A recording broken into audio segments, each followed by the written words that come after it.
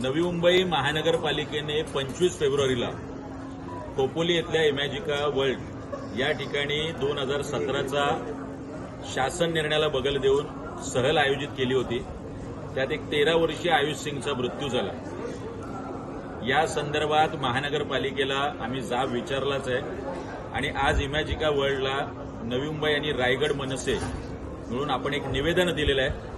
अत्यंत शांततेने आम्ही आज हे निवेदन दिलेलं असलं तरी यापुढे खाजगी शाळा असतील, महानगरपालिकेच्या शाळा असतील किंवा झेडपीच्या शाळा असतील, कुठल्याही शाळेची शैक्षणिक सहल इथे आयोजित करू नये असा इशारा वजा विनंती आम्ही आज यांना केलेली आहे। माझे इथले कलेक्टर असतील, पोलीस एसपी असतील, तहसीलदार असतील यांना सुद्धा विनंती आहे। 2017चा शालेय शिक्षण विभागाचा महाराष्ट्र शासनाचा शासन निर्णय याची अंमलबजावणी करून घेण्याचं काम आपलं सुद्धा आहे।